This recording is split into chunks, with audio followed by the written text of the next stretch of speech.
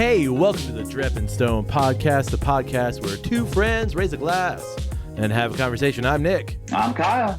Kyle.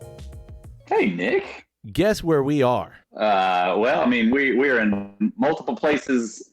I guess you could say everywhere and nowhere all at once. Well, currently, that is absolutely true. And secondarily, we are not together right now. Yeah, that's correct. I mean, as everyone can tell by the difference in audio quality and sound, you and I are in two separate locales. That's right. We're doing this over the magic of the interwebs. It's good to be back on the magic of the interwebs, I think. Speaking Is of it becoming easier or more difficult? Hard to say. Well, I can say this. It definitely isn't better. Right. Having conversations this way, I love that we can have conversations with people halfway across the world. We can have conversations and do, interviews and get together and do different episodes. But getting together actually with an individual is way better. Oh, yeah, for sure. Every time. So, until AI gets better. Yeah. I'll say this. I've never been in a Zoom meeting and felt, wow, that was a really deep connection I had with that person. Right. We really connected. Yeah. Through that screen.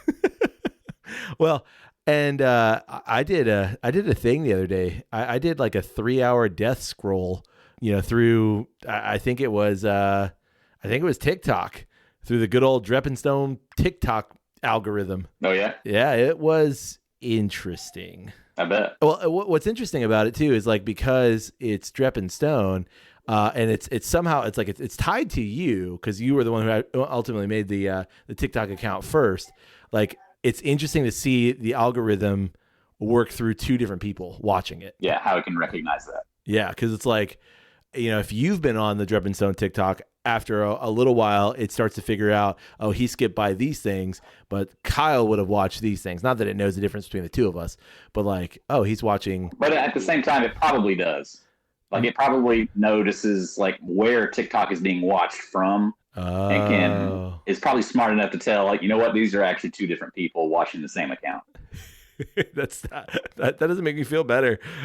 Well, I mean, that doesn't seem too far-fetched for me. I mean, it's I guarantee you, Netflix, Disney Plus, HBO Max, they all know, yeah, there's absolutely multiple people watching the same account, and they know when it's you, when it's me, for sure.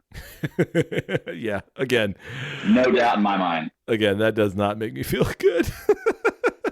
There's we've had several episodes that kind of dealt with AI and just kind of technology, how it's advancing faster than we can kind of keep track of it. But man, there's been a lot of AI stuff hitting the news feed recently. Oh yeah. That is just bewildering. Yeah, it's a lot. It's a lot.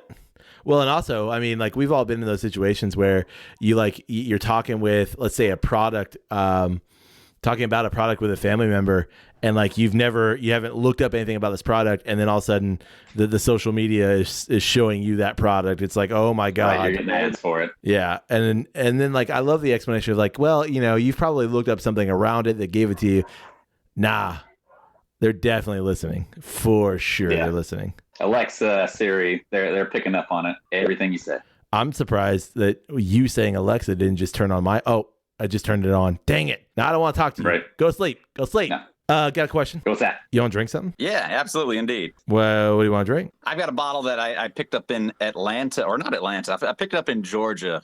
Gosh, I want to say it was last summer at this point now, but it's from ASW Distillery. Ooh. That's a distillery that I'd seen pop up on a few different, independent bottler or independent distillery picks that, if you can find a bottle of it, try it kind of a thing. Sure. Was traveling through Georgia last summer, found this bottle, absolutely had to pick it up.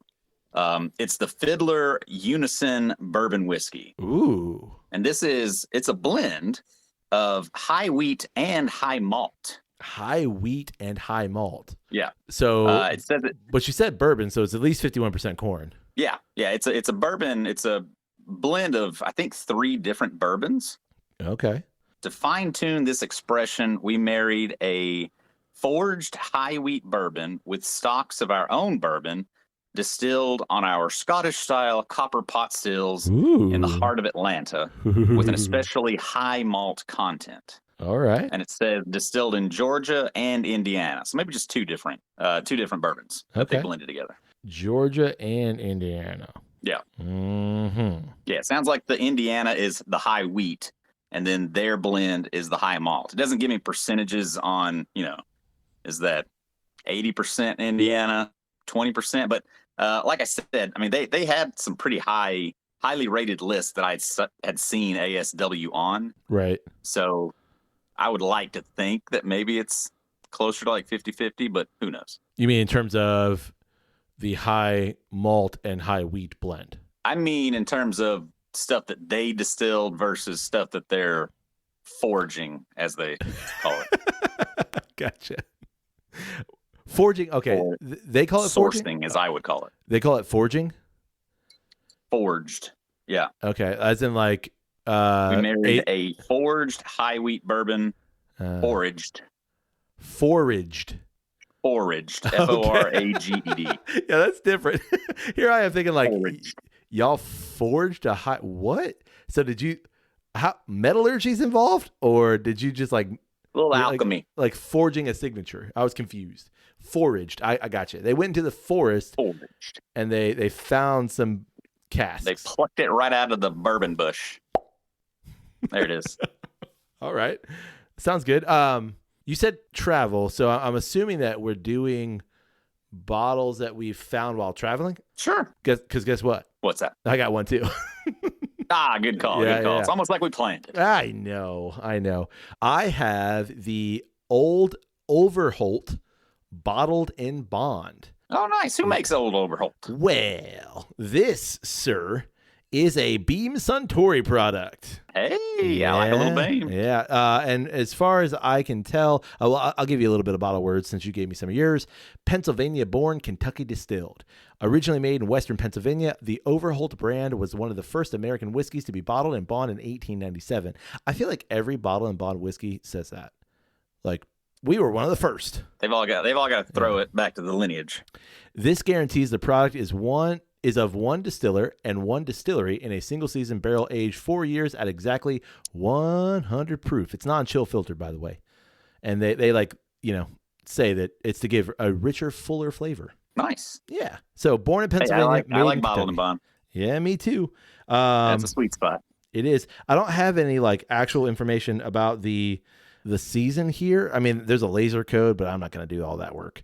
But sure. I do know that it is Beam Suntory, so it's definitely it's at the Jim Beam Distillery is where they are currently distilling it. And in fact, I did like when I first saw this bottle in Kentucky, and it was like a $16 bottle, and I was like, right. Okay, all right. And it came up on a couple of lists of like, this is a rye that you need to try for under $20. It was like, right. Everyone releases those kinds of lists. I was like, sure, right. $16, you got me. I mean, Mellow Corn turned out really good, and it's 13. Yeah. It's $13.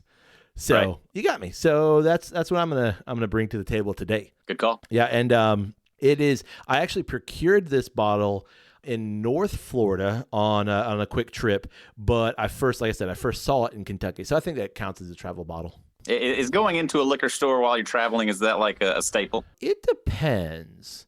I will say this, like, I am not normally someone that's gonna go out of my way to like map out a bunch of liquor stores, but as I'm driving or if I'm in an area and I see one, yeah, I'll pop in. Yeah. What about you? Same. I mean, it's not anything that I'll like.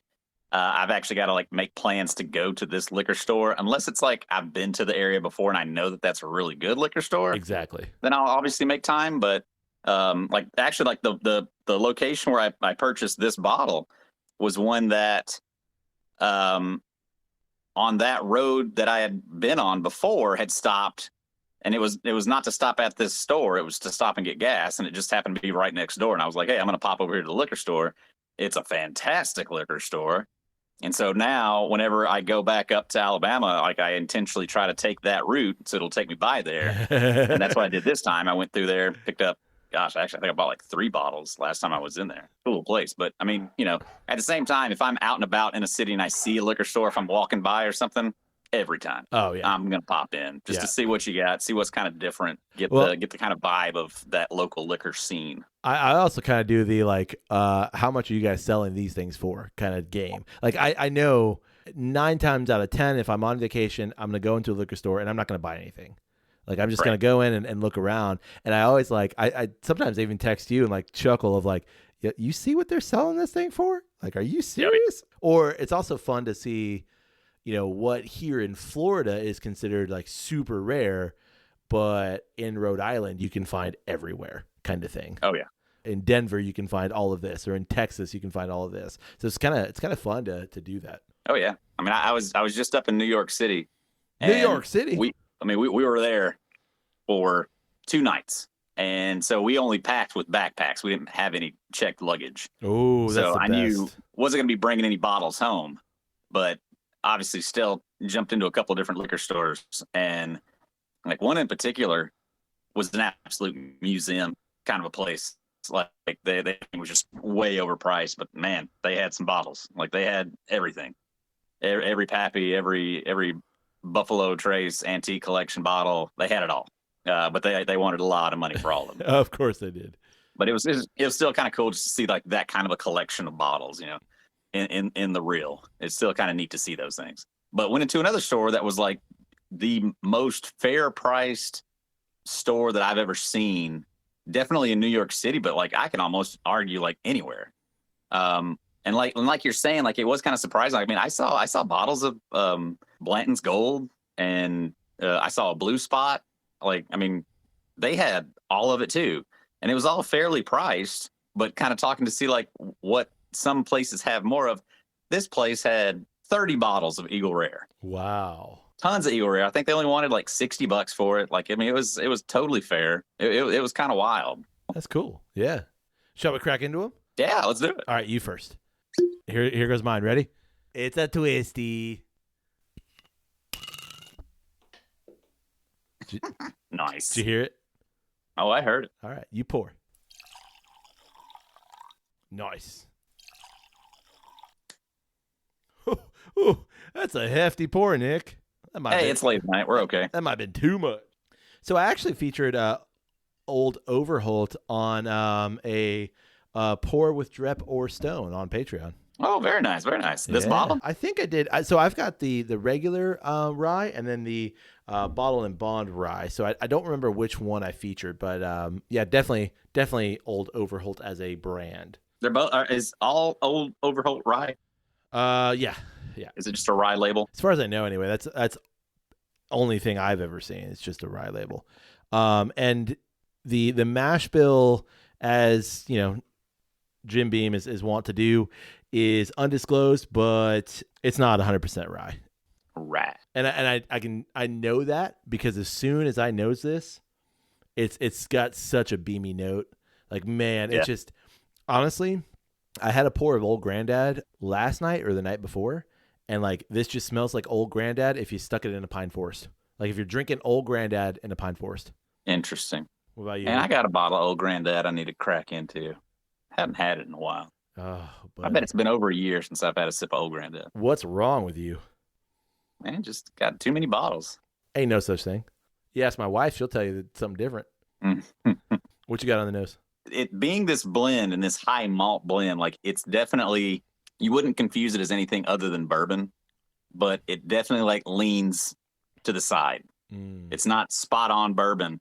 It's got more of a caramelly, malty sweetness to it, and leans more cherry than like apple, but it's this really interesting rounded caramel note that is not what I would consider a quintessential bourbon caramel note. It's just a little bit like lighter, a little bit softer. Whereas like, I think a lot of times we talk more like darker caramel or getting more into like a brown sugar molasses note with bourbon. Like this is a little bit lighter, a little bit more softer on the edge. I like that. That sounds delightful. Do you get a lot of the dusty wheat notes, or do you think that's the softer edges? I think that adds to it. It's not as much of a cereal note, like that honey nut oat note, but it definitely has like a kind of like a honey wheat bread kind of note to it. Ooh, honey wheat bread note. Yeah, I mean it's a really friendly nose. Like Yeah. no oak or anything like that on the nose. It's all honey sweetness and just that little bit of extra like malty, like almost creaminess. Ooh. What's your ABV there? ABV I think is 95. Not bad. No, 90 even. Oh, okay. 45. Okay. 45 alcohol. Yeah, 90 proof. Gotcha. Yeah, on the nose, for me, like going back to the Overholt, man, you just get that peanut brittle beamy note, and it's prominent, and it's I wonder if it's just like it's like soaked into their stills. it's gotta be. It's just like a patina. Yeah. But every time you cook on it, it just rubs off. Dude, like I maintain that if you were to give me a lineup of just like regular bourbons, I could pick out a Beam product right away. Yeah, I Like- feel like the beam note sticks out more so. Yeah, I feel like I've had enough turkey at this point. I could probably pick out a turkey, but man, if you say, "Hey, which one of these is Jim Beam?" I put money on it. I could pick it out. Yeah, I agree. It's I mean, just at it's this so point in time, I distinct. think I've definitely had more beam products than anything else. Yeah, At this point, certainly within the past like 2 years. So it's gonna be fresher on the palate. yeah. There's something about it where you just get this like I don't know, just like peanut brittle, oaky vanilla note that just like I don't know. It's distinct enough from everything else, and like what's nice about the Overholt here is that again it's accentuated by that rye spicy nose. No sniffing. Time for some sipping. Sure. Pretty delightful. Like super friendly nose. The palate is not much of a curveball. It's a little bit of a sidestep, if anything, Yeah. where you do get a little bit of like bitterness coming through on the palate. That oak note starts to become present there, but the sweetness and everything matches almost exactly the same. So it's just a bit of a sidestep to what the nose is. The palate matches it pretty well, spot on. So nothing jumping out either way. No, there's no spiky notes at all. First couple of sips, you still get the proof bite, but that mellows out really quick. And it's just kind of a nice, just kind of smooth arcs of sweet and oak. It's almost not even fair to call it really a bitter. It doesn't quite reach all the way to bitter. It's just kind of more of just like a really soft bitter. Just a subtle bitter, but it never really bites like a strong bitter coffee note or anything like that. It's just kind of more of just like an oak. I was gonna say like a mellow oaky bitter. Yeah, and not like a deep char, just kind of a fresher wood note. See, when you said wheat and was it was wheat and MB, right? Wheat and high malt. High malt. Okay. To me, like that just screams sweet. Is a sweet like poking out? No, it's not like a sweet, like it's not like, it's bourbon sweet, but I don't think it's, I guess if anything, the sweetness kind of comes down. Like I feel like the sweet is way more prominent on the nose. On the palate though, it's a much more smoothie, creamy sweetness. Yeah. Not so much like just a saccharine sweet sugar sweet. It's just kind of mellowed out a little bit. Pretty delightful, pretty friendly. How can I ask you how much that bottle was? I think it was only like $30. And that's kind of what you want out of a $30 whiskey. You want it to be nice, you want it to be even, you want it to be friendly, give you all the notes. Yeah, that sounds great. Yeah, and I like the high malt characteristic of it. So it's not straight down the middle bourbon. It's just it's a little bit to the side of it. Right. And it kind of broadens that spectrum of what bourbon is and can be, and just adds a little bit of a different experience. It's super nice. Like I remember they had a bottle. I think it was the same lineup, that the same Fiddler style. Right. So I'd imagine kind of like the same blend. But this was the year that the Braves won the World Series. So the bottle had like the Braves logo on the bottle. I want to say they called it like championship something or other. And I want to say it was more like a cask strength, like around like a 110, 115. Yeah. And that bottle was like, I think it was over 100. Ooh. It was more like a collector's bottle. Gotcha. That I would totally, at this point, with as tasty as this is, I would be willing to spend more money on a higher priced bottle, Sure. but wasn't willing to do that at the moment.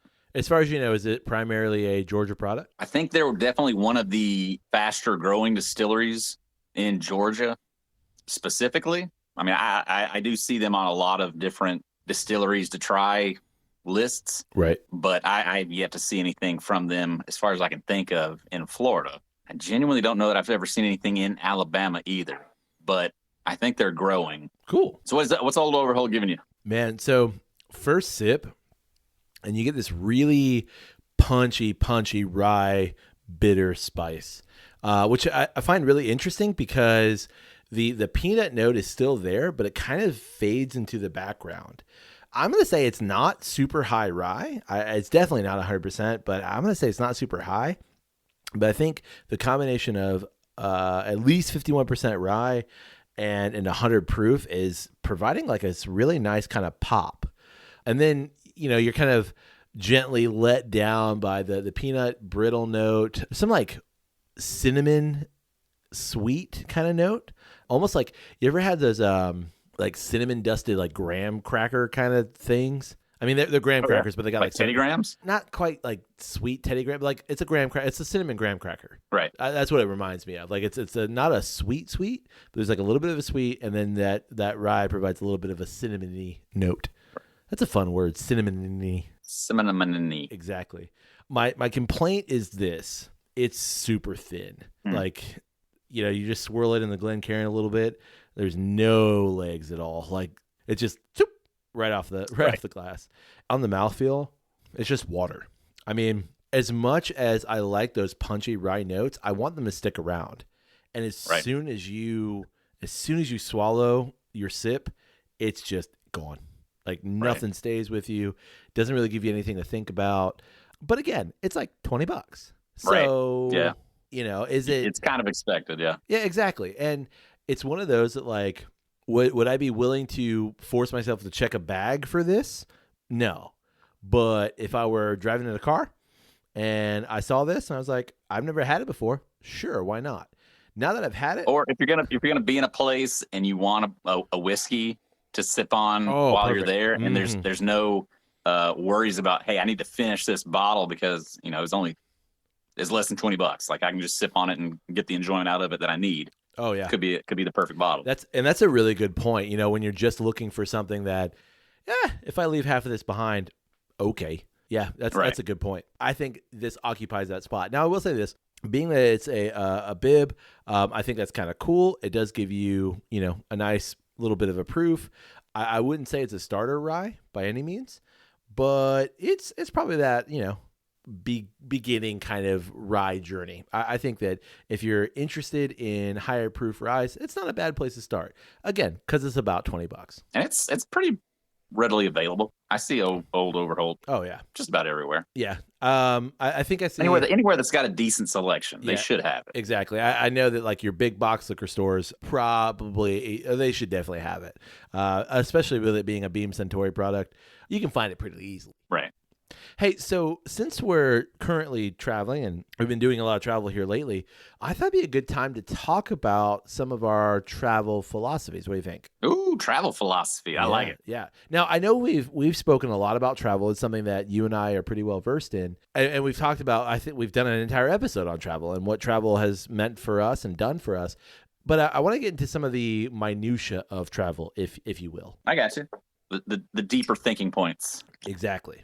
And I've packed a lot of bags here lately. Oh, okay. And it just got me thinking about my travel bag packing philosophy. Interesting. So I want to know your thoughts about like how do you think about packing a bag? How do you think about like items that you're going to take, checking bags and just kind of the whole thing surrounding baggage and luggage and travel. All right. Let me start with a question for you. Okay. For example, we're about to go on a 3-week trip. We're a month out right now as recording sits. Yeah. When will you start packing? Probably like 2 days before we leave. Okay. See, I'm the same way. Like I'm not a last minute. I'm not like I'll wake up that morning and throw shit together, especially on a trip like this gargantuan trip that's going to be this long of a thing. Mm-hmm. It definitely needs more thought than your average trip. But as we're recording this, I just got back from New York, kind of did that. Like the night before, picked out the clothes, laid it out, had that stuff packed into a backpack. Morning of, got the essentials, the deodorants, the toothpastes, all that kind of stuff into the bag. Did one quick check. Do I have my chargers? Do I have everything? All right, good to go. Let's go. Yeah. I will actually probably within the next like couple of weeks start to like be thinking about clothes specifically. Like if I know I'm going to take that shirt, I'm not going to wear that shirt again. I'm going to go ahead and leave that one off to the side and just save that one for vacation at this point. Gotcha. I won't pack it yet, but I'm just going to start mentally calibrating myself of like, definitely going to be taking that. I feel like my packing philosophy is already kind of starting. Yeah. I'm starting to take mental notes of things of like, I definitely need that. Or specifically like on this past weekend, wasn't in absolute love with the shoes that I had. And I'm thinking I might need to get a different pair of just like everyday walking shoes that I think will fit better with this trip. Gotcha. So like I'm already starting to tick off those kind of boxes of like what needs to go, what do you need to get now ready for that trip. Yeah. So I'm the same in terms of places that I've been before. For example, I've been to New York several times. I've been to Denver area several times, or even places that like I've only been once, but I'm going back to. I kind of know what to expect trip wise, or I know what to expect weather wise, and I know what I'm getting into. Let's say for New York, I'm going to probably, if it's in the spring, probably going to need a jacket, maybe a light jacket, and I'm going to need some good walking shoes, a couple of changes of clothes kind of thing. Like nothing crazy unless we plan a really nice dinner out, and I might need, a nice shirt, maybe even a jacket, depending on what we're doing. Right. But for the most part, me just in general, my thoughts and feelings on clothes are very minimalist, I would say. Oh, yeah. So like, and people have even commented on social media about the differences in you and I in terms of like when we have pictures together, or we do stuff on Patreon. It's like Kyle's always well dressed and Nick's in a black or a blue t-shirt. Like that's what he wears. And that's true. Like that's what I wear. Like my kind of standard go-to is a black or like navy blue t-shirt, sometimes gray, and maybe a hat, maybe not, and a couple different colors of shorts and jeans, and I'm good to go. You know what I mean? Yeah. In general, like my vacation packing mirrors my normal packing anyway, because I only have, my closet. I've got 6 black shirts, I've got 6 blue shirts, and I've got some dress shirts that are like, work related dress shirts, but I maybe have like 6 variations of those. So it's not like right. I have, a bunch of mixing and matching to think about. And that's for a reason, because I don't want to think about that. Right. Put the clothes on, go. Walk out the door. Yeah, Let's go. Exactly. So thought process for this trip is a little bit different, because it's something that I'm not familiar with. It's places that right. I'm not familiar with. It's things that I haven't experienced before. So it's kind of one of those things of like trying to think about as many possibilities without like driving myself crazy. Because like here in the States anyway, I realize like, man, if I forget, I don't know, let's say it's a 4-day trip and I brought 2 pairs of boxers. Like I can pop into a Walmart or something and I can be worst okay. case scenario. Yeah. Which I presume is probably similar in other parts of the world, but I don't know if I want to take that risk. Now I'm going to be walking around, just without any boxers, and nobody wants that.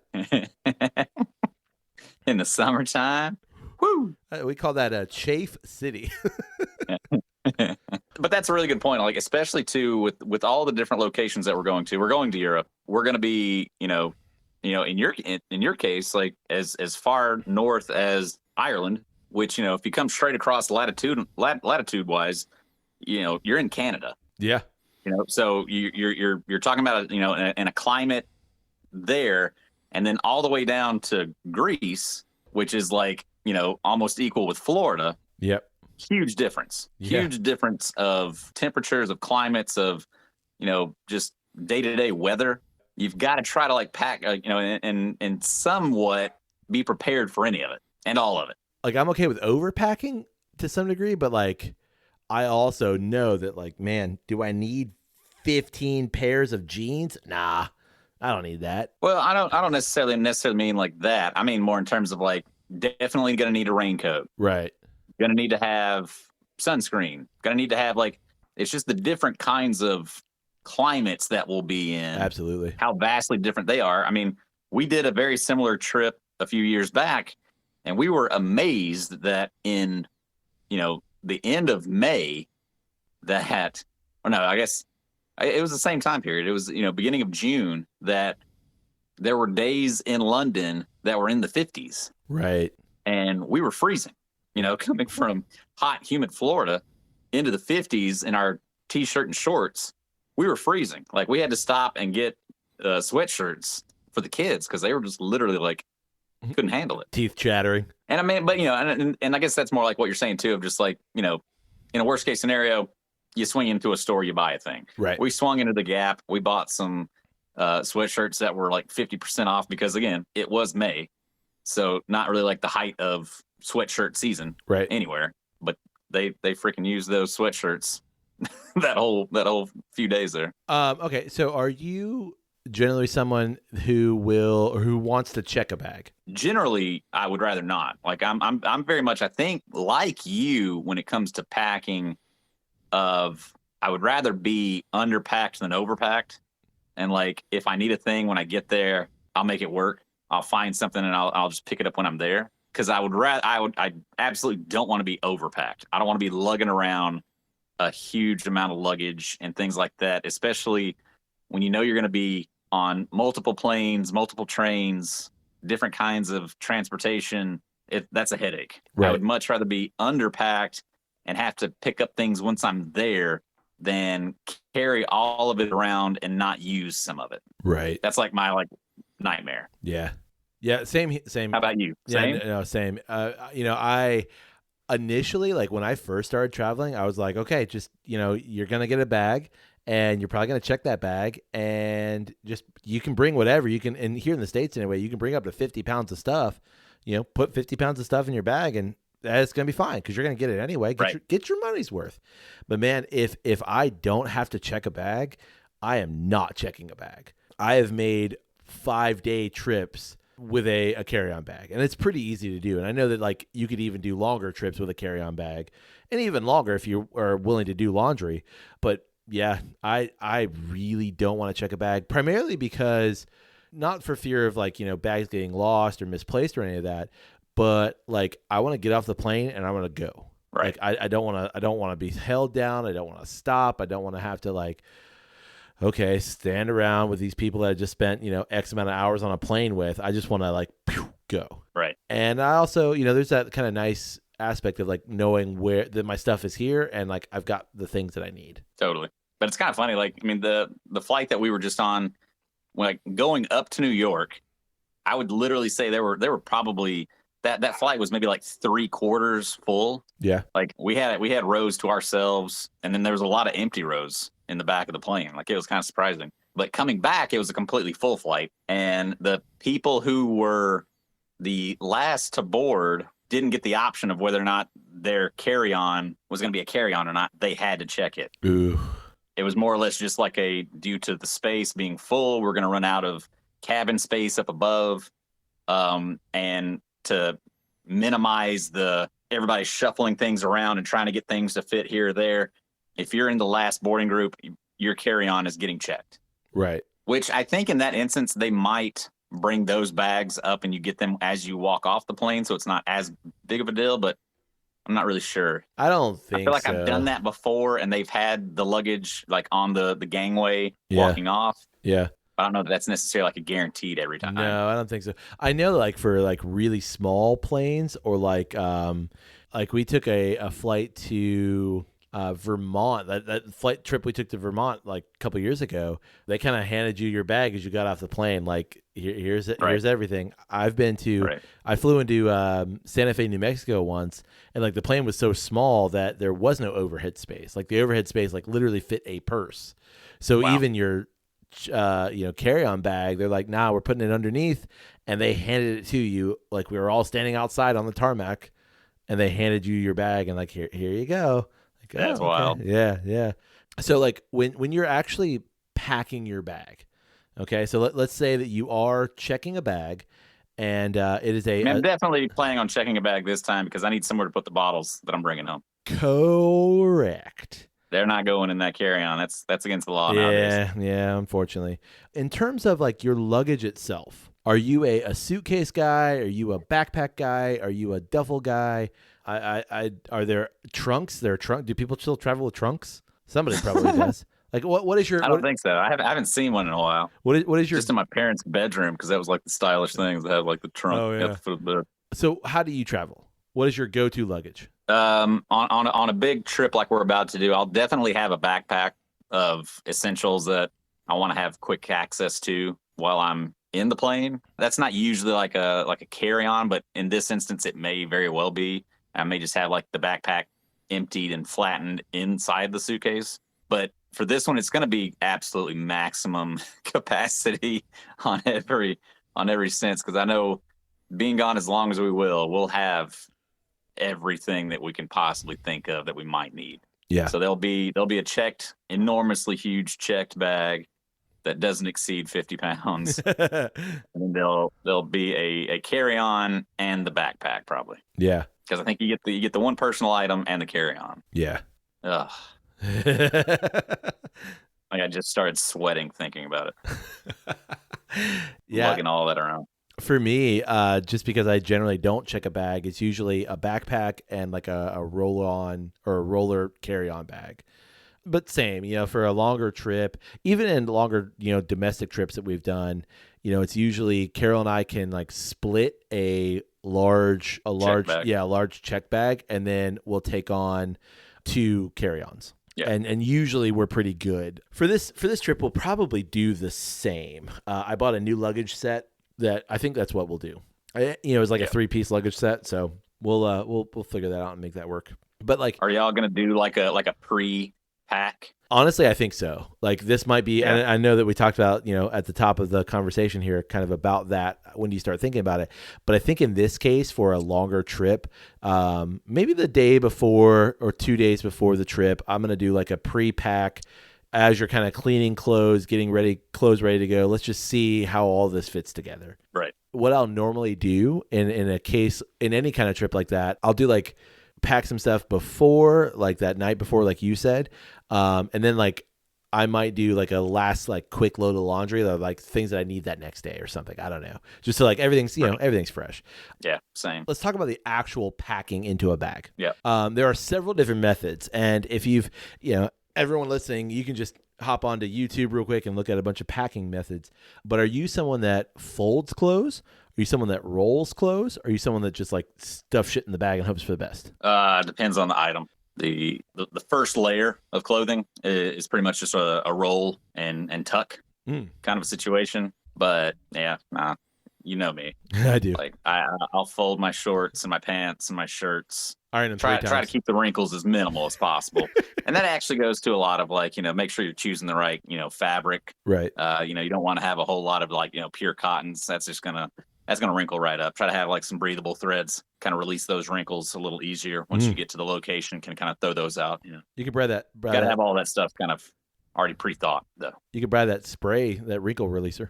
Yeah, I mean, hopefully some of the places that we'll be at will have like little tumble dry dryer. You can kind of release some of that though in like a wet washcloth. Yeah, and kind of steam it out right quick. But no, if not. I'm also planning, I think this time I'm going to have more like just like t-shirts. Yeah. And just lighter stuff too. So that, and I plan on buying some t-shirts and things, obviously like all the different places that we're going. So just to kind of keep that kind of quick, lighter options available. I think last time everything that I had picked out was too much of a process to trying to manage wrinkles and things like that. Yeah. So yeah, I'm going to lean a little bit more into the Nick Johnston wardrobe attire. I support it. This go around. I mean, everybody on social media is gonna be like, "What happened to Kyle?" But I support it. Well, I mean, they'll still be colorful T-shirts. Oh, okay. They're not gonna be black and blue. Hey, and gray. Sometimes gray. Yeah, thank you. grayish blue. Yeah, exactly. For me, I basically fold everything. I like kind of nicer, dressier clothes. Like I actually might roll, because like rolling kind of doesn't really create as many wrinkles, but things are going to get wrinkled, and you're putting stuff in a bag and it's going to get thrown around. Those luggage carriers, they don't care, and I get it. Like you're handling so much luggage, like just throw the stuff around. Well, it's not only that, but it's like it's the thing too of you could potentially pack for a trip right now that you're going on a flight that's going to be, say it's 2 hour flight. So potentially your item's going to be in that bag for like a total of maybe like 6 hours. Right. Maybe stuff doesn't really get like hammered in.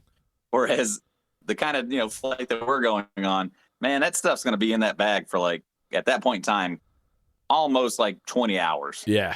By the time you pull it out of that bag. So it's had a lot more time of just sitting on that hot plane before you actually get to the destination. You're able to pull it all out. Yeah. Do you do any kind of like compartments in your luggage? I was just going to ask that. So the luggage that I've bought like has like the sort of zip up kind of compartment areas, but not packing cubes. But I'm interested in the packing cube because we're big packing cube. Yeah, what I've seen on bigger trips. Okay, we are. What everything I've seen is like that's the way to go. It just kind of helps. It helps unpacking. It makes unpacking quicker. And everything a little bit more organized, because then once you use items, you can use a cube as like the dirty, and you keep everything much more separated and organized. But yeah, we like the packing cubes. Yeah. I'm a firm believer though in I don't stress over forgetting something. Yeah. If it's important enough of a thing, I'll get it when I get there. Obviously, like documentation, things like that's a little different, but I don't stress too much over like, do we have the right cords? Do we have the right whatever? Do I have enough of this? Like, we'll get some when we get there if it's an absolute necessary. But like, I know for this trip compared to last time, I keep saying it's like a mantra in my head of like how can you lighten the load this time? Yeah. I keep like thinking like this past trip to New York this weekend was like a nice little like kind of a trial run of like how light can you go. Kyle wore one pair of shorts for 21 days straight. Listen, it can be done. You're wearing the same clothes in every picture, every place that y'all are at. Like, it's weird that you bought that many of the same shirt. You're right. It is weird.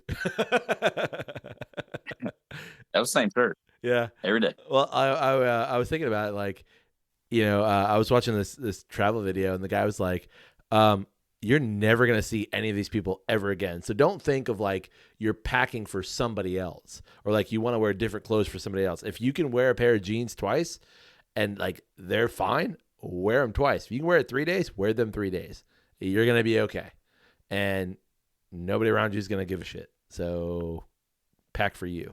Don't pack for anybody else. A lot else. of that's true. It's just, we're also going in June. Sure. There's going to be a lot of swamp ass. Listen. It's hard to pass that off. That's my middle name. Do you know that? Yeah, I know it's not a nickname. Like, that's like actually documented on your driver's license. It is. It's on my passport, too. Yeah. That's a different...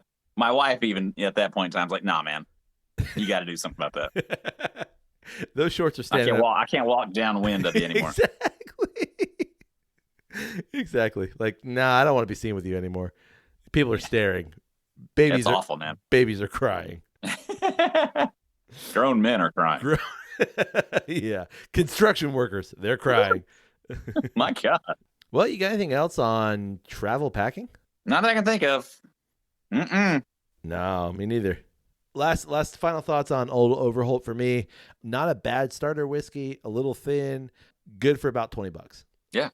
Can't beat it. Last thoughts on Fiddlers for you? Love it. Like, I mean, it's great. Like, especially for like $30. Like, that's a fantastic, really unique, really different. Would definitely be interested to try more stuff from there. Yeah, awesome. Would really like to go to the distillery. Like, I think it's like just outside of Atlanta, or actually, I guess it might be right downtown. I don't know. But anyway, we can probably make that happen. Yeah, I mean, I go through Atlanta. I don't know, kind of often. I don't know what you call often. Every couple of years or so. Semi-annually. Yeah, just about. Well, we'd love to know what you think about the Old Overholt Bottle and Bond, or the Fiddler Unison Bourbon Whiskey from ASW Distillery. We also want to know, what are your travel packing philosophies? Because you're probably in the midst of packing for a trip right now, or you're about to be if you're traveling at all this summer. What's that one tip that you've got that, like, you saw it was like a life hack kind of a thing, you started utilizing it, and it was a game changer? Ooh, that's a good one. We need those. Yeah, for sure. Well, you can get in touch with us through email, it's trippandstone@gmail.com. You can also get in touch with us through social media. It's Drep and Stone, DREP and Stone. Come find us, like a thing, share a thing, comment on a thing, and we'd appreciate all those things. We'd also love it if you support the podcast. You can do that in a couple of ways. The first way is just tell someone about Drep and Stone. Just like on your travels, you meet some random person on the subway in New York City, and you're like, hey, have you heard about Drep and Stone? Reach over to that guy sitting next to you and just pluck out the earbud. Hey, you listening to Drep and Stone? No? Sorry. And stick it right back in. Yeah, you should. All right. Just listen to the new episode. They're talking about travel. It's fantastic. All right. Love you. Bye. Stick it back in. Love you, bye. As it gets up and beats your ass. Okay. I said, love you, bye. Yeah, I was polite. You can also support the podcast by rating Drep and Stone, whatever it is. You find great podcasts like this one. And finally, Kyle, the best way to support Drep and Stone, because, it keeps the lights on, keeps the fan running, because it's still the summer. The classiest way to do it is through Patreon. That's patreon.com/DrepandStone. Right now, there's a lot of really cool content going on right there. Indeed. Yeah, like some behind-the-scenes trip information. Ooh. I know you're gonna wanna go over there. Like I'm going over there right now just to see what's going on. Yeah, indeed. Anyway, hey buddy. Hey buddy. May your glass overflow and your ass never show. How do we virtual clink? You want to just touch the mics together or the cameras together? How do we do that? Clink. Doesn't work on the mic. No, because like the mic's got a little thingy on it. Doesn't it? Oh shit. You broke it, didn't you? I knocked it off the little stand. There we go. Well, virtual clink. Virtual clink. Cheers, buddy. Cheers.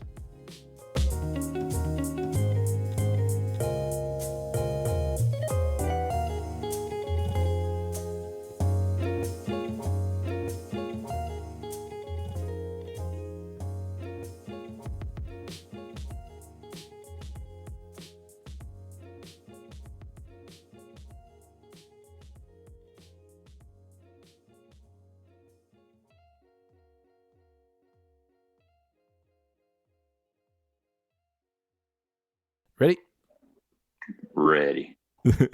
Settle down. Like I can hear the dogs walking. I'm like, what? No way. No, like seriously. Like I'll send you the audio. You can hear the dogs walking. You can find Old Overholt basically anywhere. Don't got boxers, but I got a hell of a lot of baby powder.